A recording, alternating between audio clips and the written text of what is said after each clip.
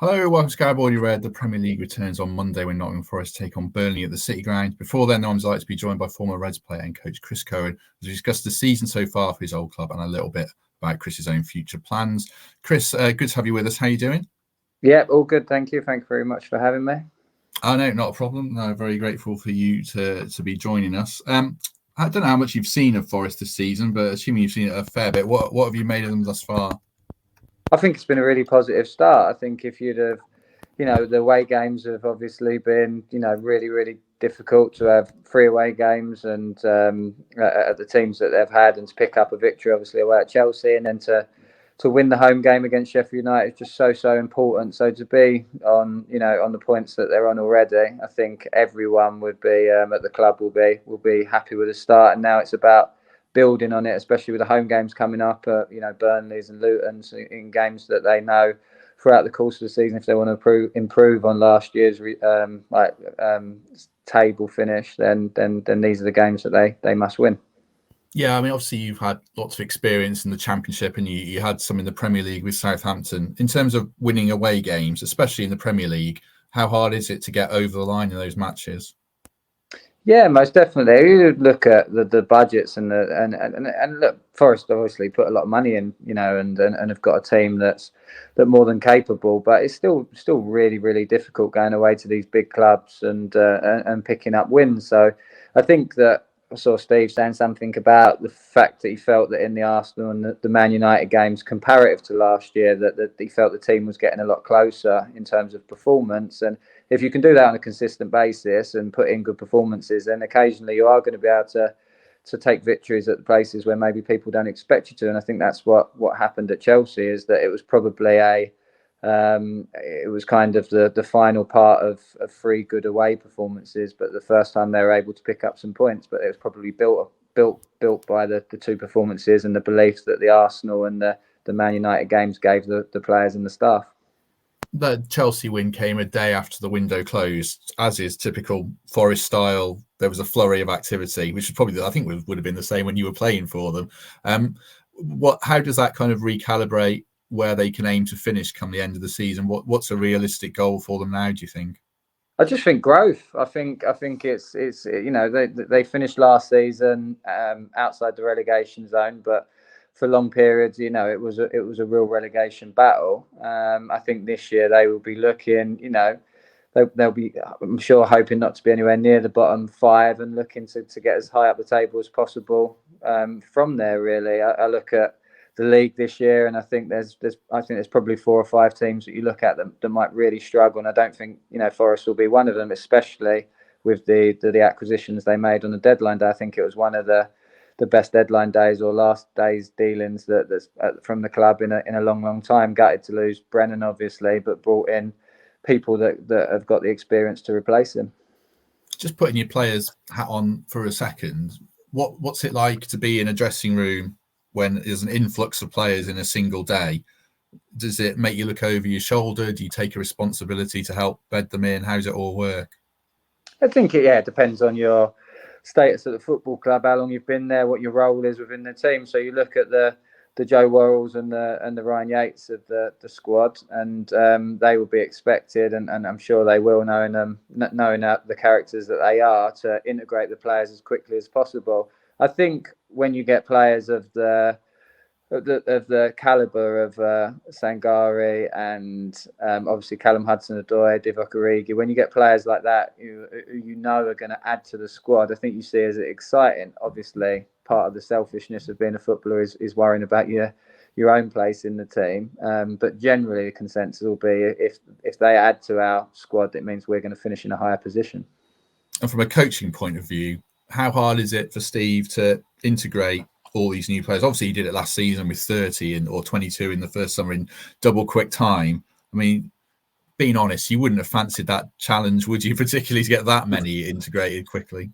No, but I expect if he reflecting on it, we'll think what a wonderful learning as a coach and a manager, because you wouldn't imagine it's ever going to happen to him again. So I think 7 will feel like a walk in the park to him in terms of integrating a small group when he was able to do it so well last year, in terms of that that volume of people, and again in January another hefty amount of players coming in and going out. So, and look, as I said to you before, the most important thing is that the players and the fans and the football club will recognise that these players, if you go on their track record and what they've done in the past, could really push the club forward. So it's a lot easier if the players are coming in well known and kind of experienced at a level or at a high level, then it's a lot easier to integrate them.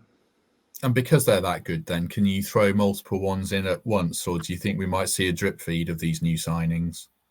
I think I mean, I think they're very different games, aren't they? Chelsea away is a very different game to Burnley at home. So I think it's always, and I don't think Steve's ever looked like he's been frightened to make the big decisions. It's about winning the game in front of you. So yes, of course, he'll feel an element of loyalty towards the team that was able to go to Chelsea. But that game as a whole will look probably very different to the way he expects the Burnley game to look in terms of where he can hurt them, where they can hurt Forest. So yeah, I think he'll pick the best team. And if them new players have fitted in quite quickly, as I said, I don't think Callum Hudson-Odoi is going to worry too much about playing in the Premier League when he's been doing it for the last 5 or 6 years. I don't think Divock Origi winning Champions League is going to be too worried about going into a Premier League game if given the opportunity. So it'd be really exciting. I'm going to the game actually, so it'd be a really exciting game to go and watch and see how it unfolds. Yeah, I'm going as well. Looking forward to it. Just in terms of the atmosphere at the City Ground, when you were playing, it wasn't always like it is now, to be honest. How much would you have loved to have played as it is the last, since Steve came in, basically last 2 years? Yeah, it's been incredible, and especially it went up a notch definitely when they got to the Premier League. Watching, I came to some of the games obviously last season as well when I was working, but coming home. And the atmosphere was absolutely incredible. It was always good. It's hard when you're underachieving at a football club. I completely understand. It's hard for fans to go there and get crazy excited about. I think I've said this before about a 0-0 draw against a team that might have just come up from League One. So I understand, but the excitement that surrounds the game and just the volume of shirts that you see around the city at the moment, it's been an incredible couple of years for the football club, and the fans have deserved, and for a long-awaited return, and deserve the experiences they've had.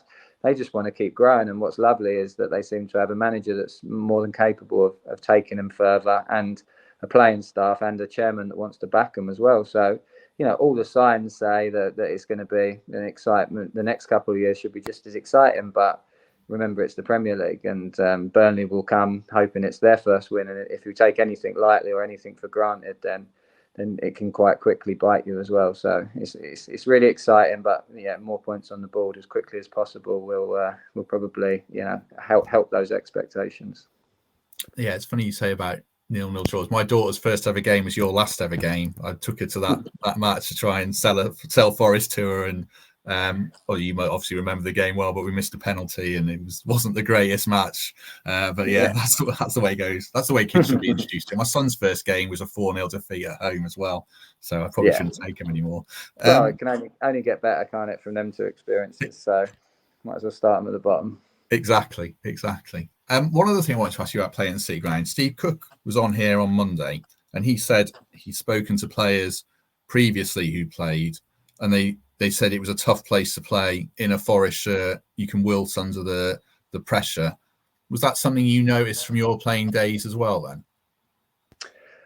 Yeah, again, I've said this before, but you don't want to play for. It was never my aim to play for an easy football club where if you lost on a Saturday, it didn't really mean too much, and you can kind of crack on and carry on with life as if nothing happened. There was a lot of pressure on a Saturday. Again, as I said, a team that had been underachieving for I think 12 years when I got there, and for another 10 or 12 years realistically whilst I was there, in terms of not being in the Premier League, which is where a club of Forest size should always have been. So that does bring pressure, but I enjoyed that side of it. I wanted it to matter on a weekend. I wanted it to mean something, and lots of players did come and it didn't quite work out for them, but a lot of the time it was the type of player that maybe was looking for the easier experience, and the club could be too big for them. But you also, the players that revelled in it and the players that enjoyed that kind of battle and that challenge ended up, well, look at the team that got promoted. Some of them end up becoming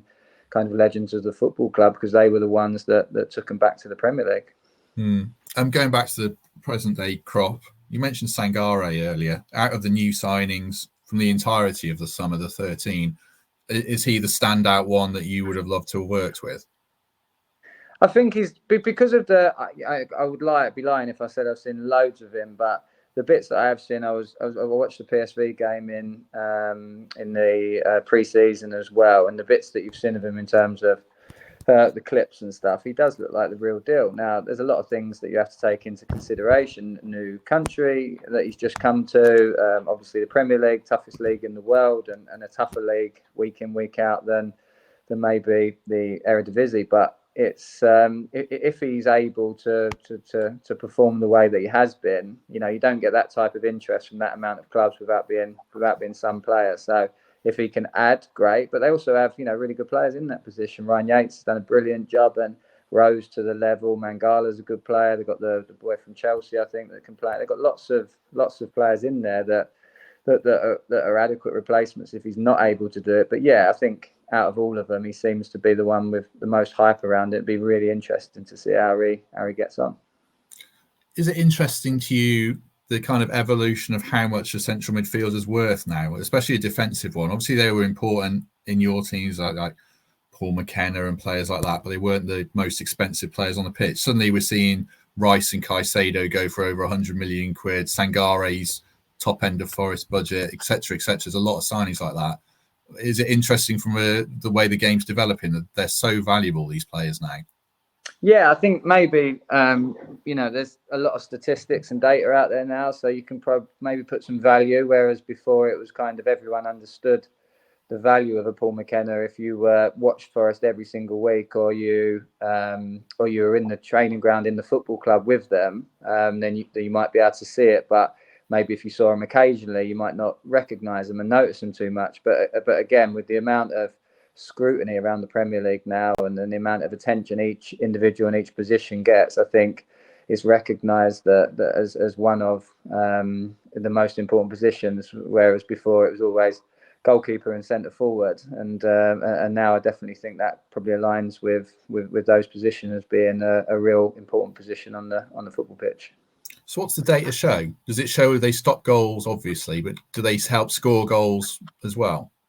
It can be anything from interceptions, from tackles won, dual percentage, obviously passing percentage and stuff that's been out for a long time, but they have like packing models, which is how many lines are broken each time they pass forward, and they get metrics for that. You have your win percentage when you're on the pitch, when you play, comparative to when you don't. So you look at the things that maybe you kind of felt before but didn't have a number or a value to it. And now they have all these things. So, it makes football clubs maybe recognise why they need to go and spend the money. Whereas before, obviously, a goal scorer scores lots of goals, so it's pretty clear what he's going to bring. And a goalkeeper will obviously stop the ball from going in his net. So it's pretty clear what they bring. Whereas a midfielder maybe could get lost a little bit in the game. But as I said, now you have metrics for absolutely everything. And again, that Sangare will be really high on all those to warrant the attention that he's been given. I think one of the reasons they were so desperate to get him, and the manager's spoken about, is it brings tactical flexibility. He doesn't have to play a back three; he can play a back four now because he's got that potentially dominant force. How important is that in the makeup of a whole squad now, do you think? Yeah, most definitely. I think you look at most of the team, a lot of teams now, a lot of the top teams especially, are really fluid in terms of formations, in terms of playing one in possession, a different one out of possession, and you need versatile players that are able to do it. You have to be really careful that you're not just copying, trying to copy and paste what other teams are doing, because it kind of looks attractive. There has to be some substance behind it. But if you have a player that can make your teams flexible and make your teams be able to play different formations or maybe different ways in different games, which I think you look at Forest, and as we said earlier, they may have different styles this season, because going away to a Man City, the performance might have to look very different to being at home to one of the promoted clubs, they might be able to dominate the ball more and play a little bit more like Steve did maybe in the Championship. Because I'm sure that's where everyone wants to get to as well in terms of results have been coming over the course of the last season. But probably not in the style that everyone would love to watch week in, week out. And as you grow, you do need to dominate the ball more, and you will dominate the ball more naturally because of the players that they've been able to bring in. So I think having flexible players within that can play different styles and different formations is vital to the growth of the football club. I remember many years ago, my first job writing about football, I got on really well with the manager. It was a really low level, and the fans were on his back about they wanted him to play a different formation. I can't remember what it was. And he said to me, formations don't win matches, good players do.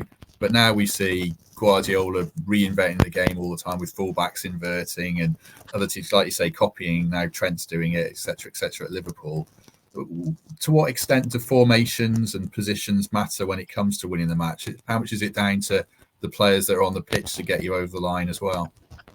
It'll always be down to players. Like the formations is a help, and obviously, but if Liverpool were trying to do that with a defensive-minded fullback who was really good 1v1 defender but not great in possession, and they were trying to get him to it 60-yard diags and put in Salah clean in every time he done it, you'd turn around and say, Klopp's a fool. Now, the tweaks in formation are really interesting to watch. I love learning about new ones and people, not new because they've all been done before, but the way that people are trying to tweak formations and trying to change things to cause problems. But the substance always comes from the quality of the player that you have. So you also have to be very aware of that. We were very aware at different clubs where I've worked as a coach of the capabilities and the limitations of our teams, and what we were able to do at Luton was maximise the capabilities and not put the players into positions where we were asking them to do things they weren't able to do, and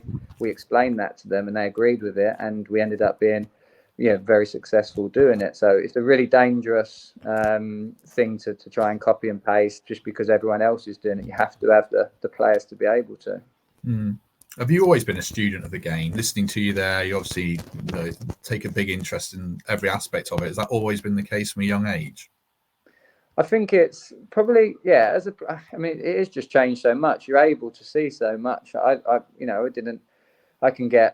get sent from 3 different analysts now. I get sent whatever games up and down the country with the tactical view every single week. So I literally text them on a Sunday, all 3 of them asking for 2, 3, 4 games, and they send them to my laptop, and I get the perfect wide angle screen to be able to study and see what's happening and whether it's effective. So I think when I finished, it was always about doing it to the best of my ability. As a player, it was probably a little bit more selfish and how do I play my position to the best of my ability.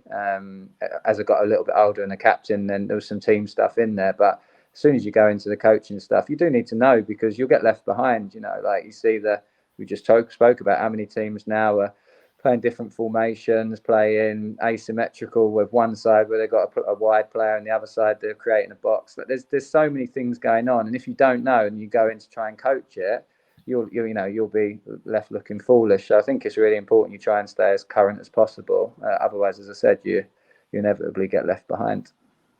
So can you watch like a Super Sunday game on Sky? Can you watch it as an entertainment spectacle, or are you seeing pieces on a chessboard being moved around and it's all different in your head now compared to when you were a kid? No, you know what, Sky, and it's great as a show, but it's the most frustrating. Obviously, now as I said, I'm used to watching it on the wide angle where you can see everything that's going on. So you're constantly getting annoyed with the length of replays when they hone in on the manager for 30 seconds and then they look up and the ball's just in the middle. I get anxiety thinking I need to know how they got it to that point. So I don't actually enjoy watching it on the telly anymore. But if there's any game that kind of catches the eye, as I said, I'm in a very lucky position where I can text a couple of people and get them sent to me and watch them properly. And you do watch it. Yeah, you watch it very differently now because ultimately that's been my job for the last 6 years now, where watching dozens of games a week to make sure that to try and get a result at the end of it, you end up watching it from a very different point of view to just enjoying a good football game. You've had quite a breadth of experience already in coaching then, obviously with Forest starting off, then Luton, and then in the Premier League with Southampton. How are you feeling about? Well, I'll ask you specifically about Southampton in a minute, but how are you feeling about where you're at in your career at the moment? Yeah, I feel very lucky. I feel like I'm just 36, and to have been taken a 21s team, a really successful one, and worked with the likes of Brennan Johnson and Alex Mighton and players like that, and then to work as a first team coach and then an assistant manager in the Championship and the Premier League, all by the time I was 35. If you'd have asked me at 30 when I retired whether I thought that was possible, I was just hoping to complete my badges, to be honest with you. But I'm very lucky with the people that have given me jobs and the clubs that I've worked at and the opportunities I've been given. But I also think that I've deserved them because I do try and work as hard as I did as a player to be the best coach I can be. And nothing really changes from the kids at Forest to Premier League footballers at Southampton to my little boys' under-8s team. If you treat people correctly and you care about them, but you also know what you're talking about, I think that you'll get a lot of buy-in. And I'm still yet to have worked with a player that I can think of that I haven't had good buy-in from, because they understand that I'm not perfect and I will make lots of mistakes, but I'll do everything I possibly can to make them a better footballer. Are you coaching your boys' team then, or just watching?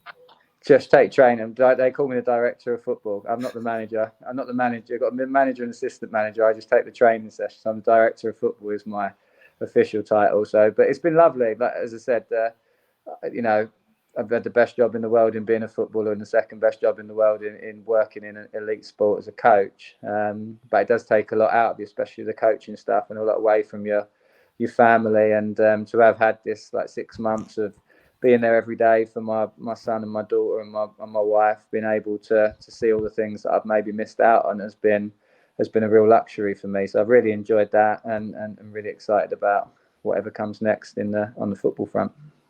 I was watching a clip the other day on my phone. I don't know if you do this like everyone does now. You're back. So I just lost you for a sec. I was watching a clip on my phone, and I think everyone scrolls through their phone now and different videos come up. And it was Jolie and Lescott and Rio Ferdinand talking about watching their own kids. And I think they're probably a bit older than yours. But they were saying they just watch, they don't shout. What are you like on the sidelines then, watching your kid play? Oh no, I'm a shouter. Yeah, I'd say it's guidance. There's different ways to shout though. It's more encourage. I think encouragement would be the thing. I think it's very important that the kids have a really enjoyable experience. But I also think they definitely need a little bit of help along the way in terms of when they're making mistakes and they don't really recognise it, trying to help that and making them see where they can improve it's all part of coaching, really. Sometimes I try and sit back and not say anything, but inevitably, because probably whether it's warranted or not, I think I know what I'm talking about, I end up getting involved. But I think shouting in a lovely way, not the way that some parents shout at their kids on a Saturday and Sunday morning. Yeah, remember it well. Going back to Southampton then, ostensibly from the outside, it looked like a nightmare the way it panned out. How could you take a lot from it, even though you didn't get the results you wanted? It was a short stay. Yeah, most definitely. I think in terms of learning, I learned as much in those 2 months as I did about football as I did in the 20 years prior, and definitely from our spell at Luton. I've been really fortunate. I've had a really successful time at Luton in terms of overachievement and kind of us against the world mentality, not given a lot, but doing the best with what we were given and creating an amazing environment. And then maybe at Southampton, it was a little bit different, where they were used to the Premier League. They had lots of things, lots of staff, they had everything you could ever wish for. But ultimately, an unsuccessful time there probably made me realise even more what we created at Luton and how important not just the playing side was, but the kind of the way that the club was run and the kind of people that work there and all that stuff just made me recognise the importance of it all, and knowing that we can create that anywhere, because it's actually easier, because you're not asking for, you don't need the world, you don't need 60, 70 staff and not bad staff, because we met lots of nice people at Southampton who are good at what they do, but the volume that was at the football club just made it really hard for us to find anyone that was accountable. And we always want people with us who are willing to put their head above the parapet and willing to say, I think we should do this, and if they're wrong, that's no problem, as long as it comes from an educated point of view. Whereas it was quite easy to kind of stay out of the way. It felt like at Southampton, and for that many people, I know at times me, Nathan, and Alan felt very alone, which is ironic because, you know, as I said, there was maybe 100 staff around the training ground compared to about 15 at Luton, where we felt like we were the most, welcomed people in the world. Any regrets about going there then, without it panned out? No, none at all. None at all. I don't think you can. At the time, we felt it was the right thing to do, and you know, there's not many managers that go from. I think Graham Potter's the only one I can think of. I'm trying to think of managers that got a shot at the Premier League from a Championship club, from someone saying, we think you're going to be good enough. Most of the time you need a promotion, you need to take a club up for people to recognise that you are good enough at that level. So for us to have that opportunity and to go for it, not at all. We ultimately, what I don't want the last bit to sound like is that we're blaming others. We didn't win games of football, and we know we're capable of winning games of football because we've done it for the 2.5 years prior at Luton, but we weren't able to implement our style well enough in enough games or enough big moments in games to win games of football. And if we had done that, we'd still be there now as a Premier League team. So there may be, you know, hundreds of things that we can blame, but ultimately the responsibility was completely ours. And if we'd have won more games, you know, we would have been all right, but we weren't able to. So then you start looking for excuses. But there's lots of things going on, like I said, and lots of surprises. The scrutiny of the Premier League, most definitely, the amount that the volume of, you know, your guys in terms of the press and all that stuff kind of blew us away a bit. But ultimately, it's completely down to us. If we win games, then you know, the players should take the credit for that, and if we lose games, then the staff should take the repercussions, and that's the way it panned out. One of the other questions I asked Steve Cook on Monday was about moving away from your base and going to the other end of the country, and you've done it in reverse from Nottingham to Southampton, and he was saying how he got an Airbnb and basically lived there for 18 months away from his family. When you moved down to Southampton, was it just you? Did you relocate your kids as well? Yeah, so I commuted to Luton for 2.5 years from Nottingham, and it was hard work in terms of, as I said was before, missing out on lots of big moments in my children's lives. And even when you're here, you're not ultimately there because you're always thinking about the next day, being back in work and stuff. So there was a lot of strain on you know, at my personal life. My wife's amazing and supported me, but yeah, I felt the strain a lot. So when I got the opportunity to go to Southampton, it was literally like, we have to do it. It's 3.5 hours away, so it's uncommutable, and I want them to be close to me because I want to make sure I don't miss out on all the big things that I had the last couple of years. So I was thinking that I'd kind of chose to leave Yeovil. I was at West Ham from like 8 to 18, like Yeovil for 2 years, but I chose to leave completely. Like, it was my decision. I was at Forest for 14 years, and then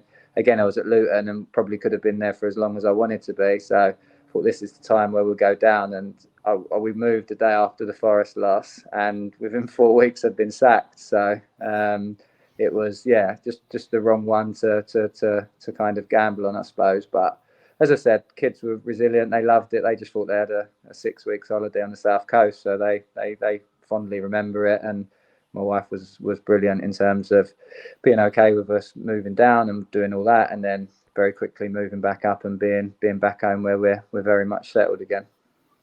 It's a weird world, isn't it, football coaching? Because you're going to get the sack at some point, probably, or you're going to get a better job somewhere else. It's not like my job. I've been doing, I work from home now, but 10 or 15 years. And I mean, wives and family, like the uncredited heroes in football, aren't they?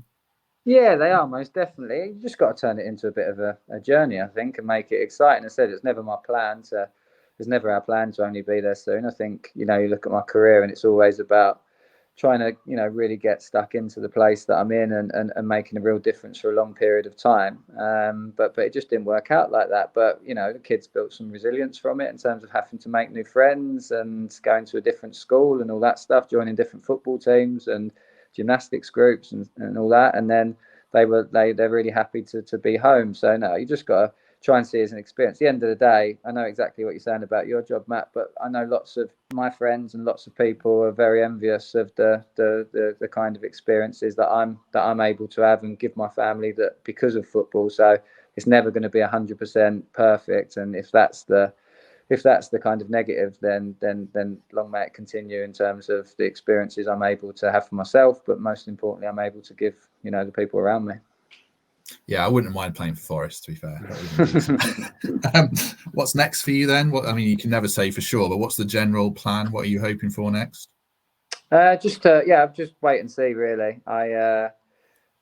Getting out to lots of games, meeting lots of people, been in to watch teams train and done all the stuff to keep myself current, like I said. But yeah, just seeing what's next. Me and Nath have still got a really good relationship in terms of there was nothing, you know, we almost got closer when we were losing games at Southampton, and so there's definitely opportunities there if it's right for him and right for me, and you know, there's other stuff that possibly could happen as well, but probably just open to anything really, but really enjoying watching football without any bias, like watching games just to continue my learning and try and understand the game better than ever and be ready for whatever comes next. But yeah, it's, as I said, lovely time with my family, and know that I do need to get another job at some point. So I think my wife's ready for me to get out and start working again. So yeah, I need to start looking a bit harder probably. I mean, given you're 36, you're still very young. Is the next job still as a coach or an assistant, or are you thinking a number one job at some point? No, definitely as a coach and assistant. I think 2 young children, as much as I missed out, I am able to, at times, I was able to miss certain bits and be able to get to things that were really important. I think it consumes you as a coach, it consumes you as an assistant. But from everyone that's told me, that's been in that position, there is nothing like the feeling of being the manager of a football club. And I can imagine with how 100% I am at everything that I do, that it would go, you know, through the roof if I was to be a manager. So I'm really excited to do that one day, but I want to watch my kids grow up first and make sure they're happy and doing the things that they love, without needing me every day. And when that happens, then maybe that situation changes. But at the moment, definitely I'm 36 and in no rush whatsoever to be, you know, I'll never say never to anything. If something came up and it was the right thing to do, then maybe. But at the moment, no, I love coaching. I love being on the grass. I love making players better or trying to help them fulfil their potential. And I think that's where my skill set is at the moment, and that's what I'm interested in doing next. It's interesting you say about it's all consuming being a manager, and rightly so. Nathan Jones got so much stick at Southampton. He became a bit of a figure of derision for those couple of months. Now we see it with Harry Maguire as well, getting so much abuse and pundits. It's funny how they've gone from criticising him to defending him now, saying it's all too much when they were the ones piling it on. But anyway, that's a different story. Do you feel for them on a human level that, you know, your mate Nathan was getting so much stick? That must be tough to see.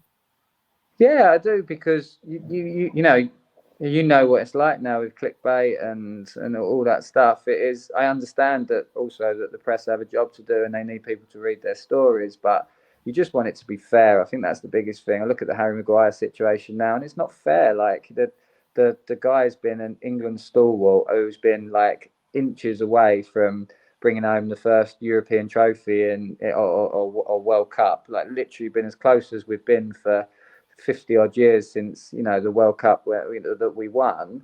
And just because he's had a bit of a tough time at Man United, it really affects people. That's the thing. I just don't think it's fair. If it was fair and he'd done loads of stuff wrong and, you know, whatever, and I could see it. But it's the same with Nath. Like a 45-minute interview where you may understand, or you'd really see where he's coming from, because he's open and he's honest and he wears his heart on his sleeve.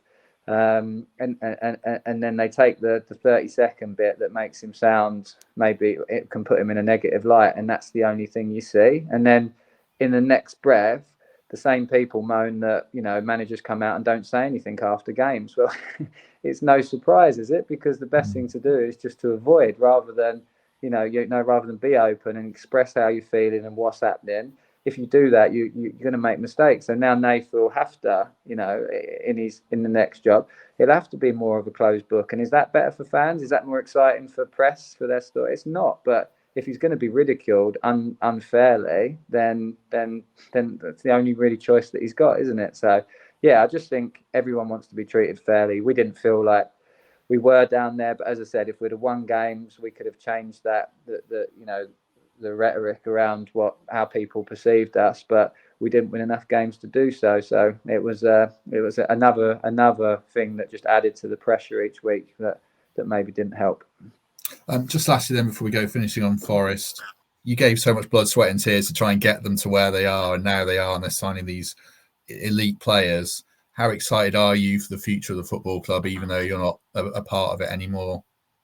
It's just great. I said to Steve when Forest came to Luton and actually lost at the Kenny in the Championship when they were trying to chase Bournemouth down. I said to Steve and the manager's off after, I said I've never seen the city like it in terms of the excitement around, going to the games again, in terms of what's happening and what's being built there. And I said if he can continue that, and he obviously went on to, then it just makes the city a better place to live. And I know it sounds stupid because I know it's football and it's only football, but the joy that Steve and the players have been able to bring a whole city, along with now Notts County doing a lot better and getting promoted and Mansfield doing well, you've got like this great footballing city that where teams are competing and doing well, and it's lovely. And it's only 3 years ago everything was so doom and gloom, or 4 years ago or not even that, 2.5 years ago, when bottom of the league and all the stuff that surrounded the football club, and then Notts County in the conference and Mansfield missing out again and all that stuff. And now you look at the whole city and it's lovely seeing it being so vibrant, and sport's an amazing way to bring people together. And I think Steve's been able to do that at Forest like no manager in the last 30, 40 years. Yeah, certainly. Absolutely. We'll leave it there. Thanks very much to everyone who watched along. Do like and subscribe as ever. And we're back on Tuesday after the Burnley game. It's a Monday match, so don't expect a podcast on Monday. Chris, thank you very much for joining us. No problem at all. Thanks for having me. No, not at all. Not at all. We shall see everyone in a few days. Enjoy the Burnley game. Don't expect a thrashing. I think fans get carried away. I think we're going to batter them. But going to be a tight one, I think. So, have a good few days, and we shall see everyone soon.